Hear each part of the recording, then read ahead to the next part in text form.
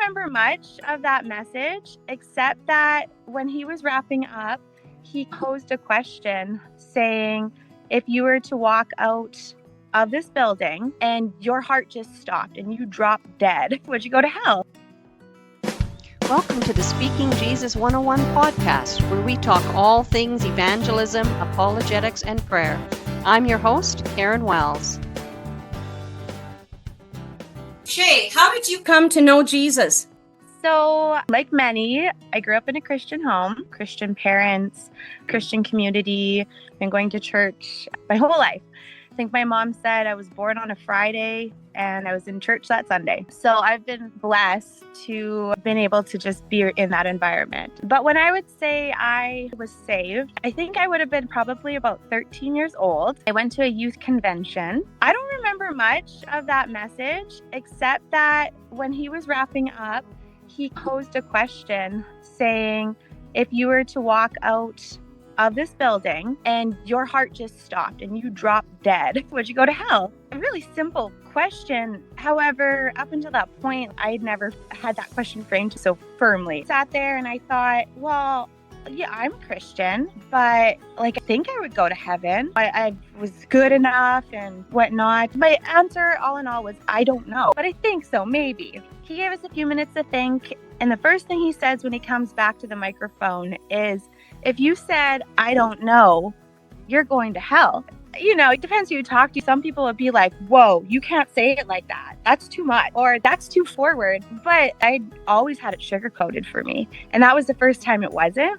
And that just struck me. And I'm like, what? I'm going to hell? It was very surprising to me. They done the altar call, and that's when I would say I realized that it's nothing I do. It's all by Jesus' sacrifice.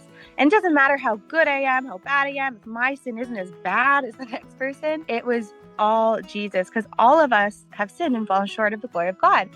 And so that was the first time that actually sunk in. And so after that, I could go forward and know, even when I mess up, even when I sin or fall short, I could always go back to that moment and know Jesus paid it all already. I could put my confidence in that.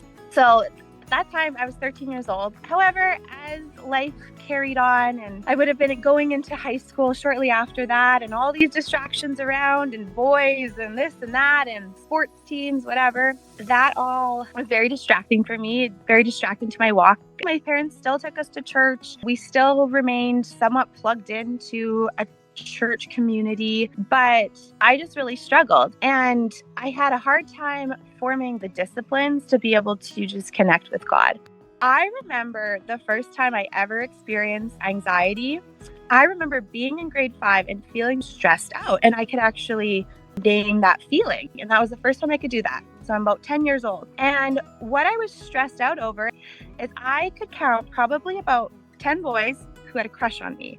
Something about that gave me some sort of validation. I found out that one of those boys no longer had a crush on me.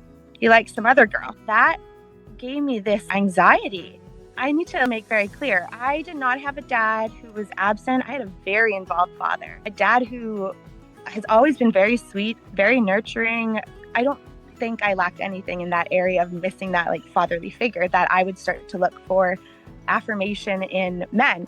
Yet I still did that. That carried into my high school years and then my university years, just looking for affirmation from men. That, of course, was very distracting to my walk with God. I sort of framed how I thought about things. I had some boyfriends in high school, none of them a God-fearing relationship or God-honoring relationship, always compromising my purity. It wasn't until I got into university, and there was this boy that I had known him for 7 years. We had been friends for years and years and years, but he lived in a different province and we could never get together. We're in our 20s now, and we have the freedom to drive back and forth, see each other. And I start dating him. It was like a movie. It was like we were destined lovers. And as soon as we got together, it was like, we're getting married. And his friends would say that. He would tell people that. It was no secret we were going to be getting married one day. And what happened was really confusing. We had a long-standing history of having a friendship. When we actually dated, it only lasted about 6 months. So after about 6 months of dating, we had our first little fight. And something happened in there. I Still don't know what, but he completely ghosted me. He was gone. He stopped talking to me. He wouldn't answer my phone calls, my texts. It was the most embarrassing thing that had happened to me, and I was heartbroken. It felt like I was just balled up like this big wad of garbage, and he threw me away. What that did to my confidence, was absolutely shot. Really, in so many ways, that wrecked me. I was in pharmacy school at the time, so my marks tanked. I've never struggled with having consistent anxiety before, but for probably months and months, I was so anxious. And I honestly didn't know how to function. I knew God saying no or closing that door, I knew he had a plan for that, but it didn't really feel very good. I knew that relationship was not God honoring. I gave every part of myself to that guy. So I'm thinking, oh, here's God punishing me or something. It took almost a year, and I finally got to this point where I realized I needed to forgive him. A different guy who was a very kind person, who was plugged into a church and loved the Lord, suddenly starts to realize that I'm just really stuck in this very negative thinking. He's like, why does this matter so much? All that matters is your identity in Christ. You are a daughter of a king. I had heard that before, but man, it was like he punched me right in the face. The next day, thinking about what he had to say, I was studying at the library at the university. I'm just listening to a worship playlist, and the song Good, Good Father comes on. There's a line in there that says, you're a good, good father. It's who you are. And then it says, and I'm loved by you. That's who I am. And I heard that for the first time the right way. It's not saying you are really smart and you're really talented, so I love you. No. It says I am loved by you. That's who I am. So it took me between the time I was saved when I was 13 years old to the time that this moment happened, almost 10 years, that I didn't actually realize where my identity was, which is in Christ alone. And after that, things started getting better. And I started really just taking my relationship more seriously with the Lord. And I found so much freedom in knowing that I was able, by God's power, to forgive this guy who completely ruined me. The rest is history.